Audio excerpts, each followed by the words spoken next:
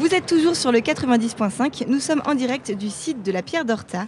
Au micro de Globule Radio, maintenant, nous recevons Alice Delva, danseuse et chorégraphe. Bonjour Alice Delva. Bonjour à tous et toutes. Merci d'être avec nous aujourd'hui. À 17h, petits et grands auront l'occasion d'assister au spectacle En suspens sur la Pierre d'Horta. C'est une de vos créations chorégraphiques sur le programme du Festival Ascension. On peut d'ailleurs lire dans la description danse verticale. Est-ce que vous pouvez nous expliquer ce concept ? Tout à fait.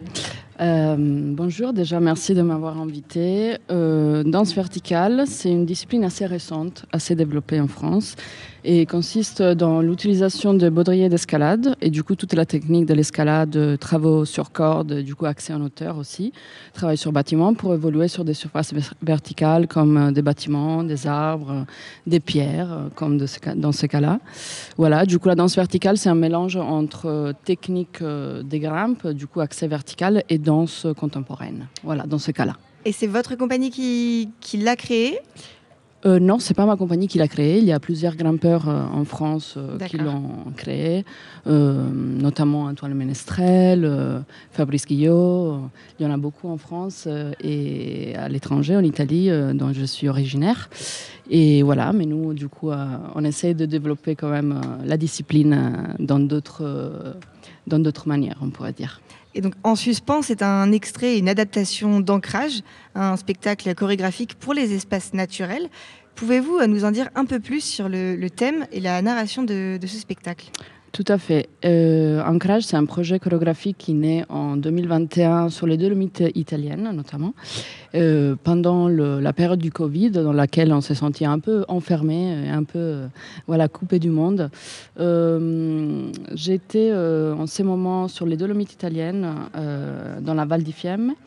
Et en fait, je sentais une certaine besoin de me connecter aux éléments naturels, une urgence de revenir à la nature, revenir à soi, et du coup d'amener vraiment le travail vertical dans des espaces naturels. Du coup, j'ai commencé à développer ce projet en 2021 avec 2 spectacles, un spectacle pour des surfaces verticales et un spectacle pour les arbres.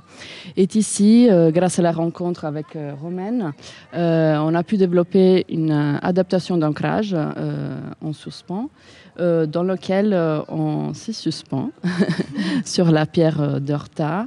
Et dans lequel le spectacle il prend une autre forme, on pourrait dire une forme d'une rencontre entre 2 filles, une histoire d'amitié, une histoire d'emprise, une histoire une relation entre 2 filles. Et voilà, du coup ici on a une descente de la Pierre d'Horta. Donc, vous aviez l'habitude de la faire sur les arbres ou en falaise. La Pierre d'Horta, ça reste un lieu unique. Comment vous avez du coup intégré et adapté ce site dans cette chorégraphie ? Tout à fait. Je suis très contente d'être là parce que mon but, c'est vraiment de travailler déjà dans des ambiances naturelles, mais surtout dans des espaces avec des petites hauteurs dans lesquels les danseurs ils sont assez proches du public. Parce qu'en fait, normalement, dans ce vertical, les danseurs sont assez hauts. On peut arriver jusqu'à 50, 100 mètres, ça dépend vraiment de l'auteur des espaces. Mais ici, la particularité de la pierre, c'est qu'on est proche du public. Du coup, on peut vraiment dialoguer déjà avec la pierre, cette magnifique pierre, mais aussi avec le public. Du coup. Bien sûr.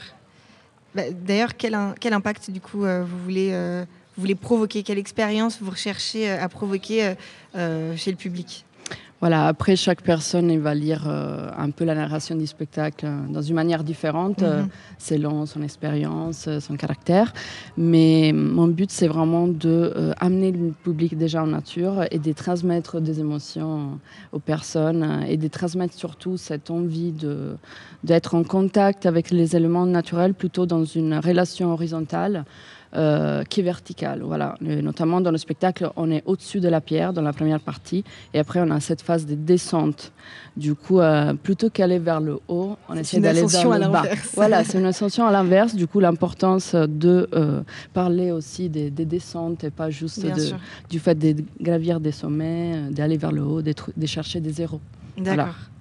Et pourquoi, du coup, il est important pour vous de présenter ce type de performance dans des endroits inhabituels et parfois, du coup, difficiles d'accès, comme la Pierre d'Horta ? Oui. C'est très important parce que c'est très inspirant, surtout pour moi, le fait d'avoir une certaine difficulté dans l'accès de ces genres de lieux, de découvrir surtout des lieux différents, et de développer des spectacles dans des lieux où les gens, forcément, ils n'iraient pas dans leur quotidien. Voilà. D'accord.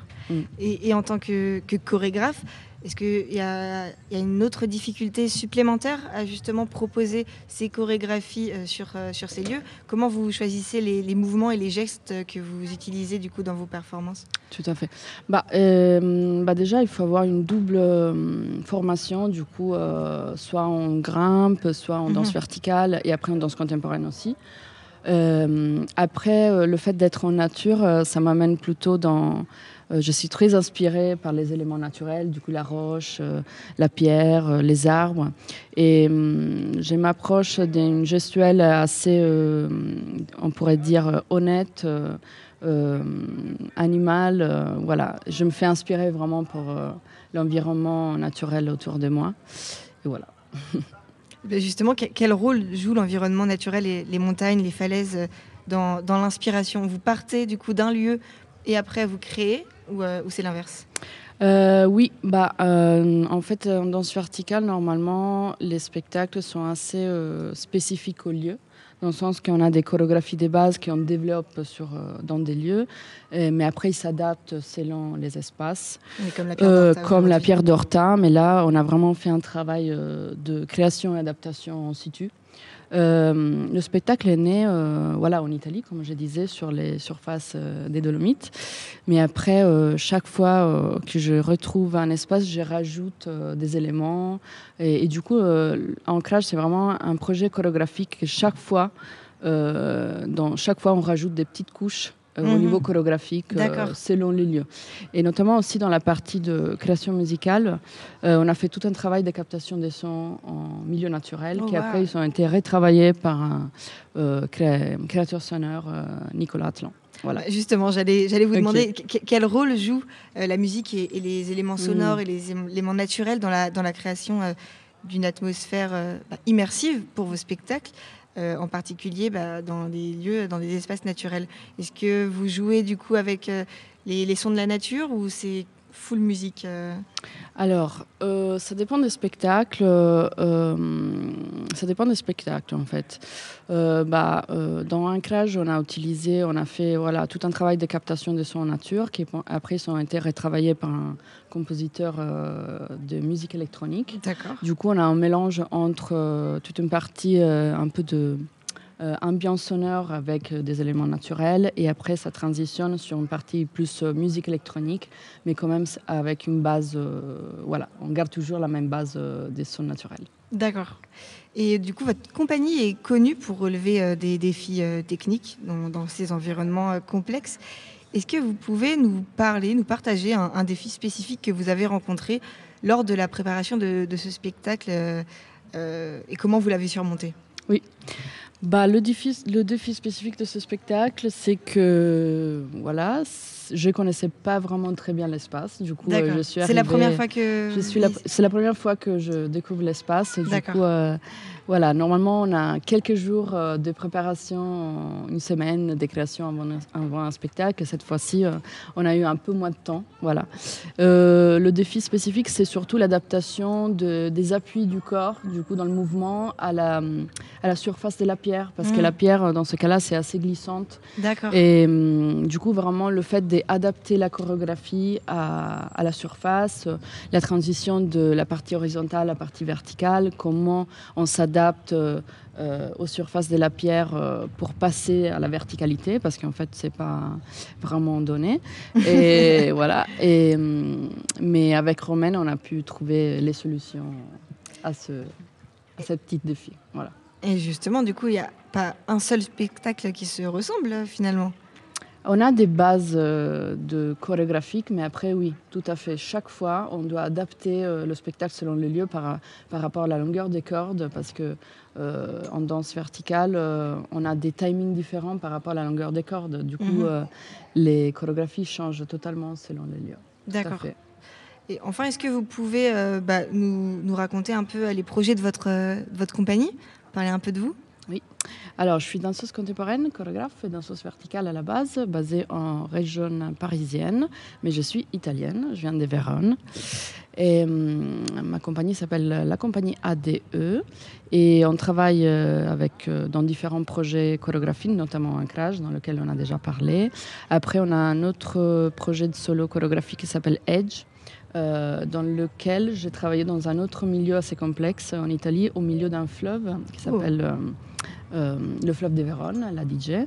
On a travaillé sur un tour médiéval au milieu d'un fleuve. Du coup, on a dû vraiment... Vous faites une ascension sur la tour ? Oui, tout à fait. Une descente de la tour, mais c'est vraiment... L'accès, c'était assez complexe dans ces cas-là. J'imagine. Même plus parce qu'on devait y accéder en bateau.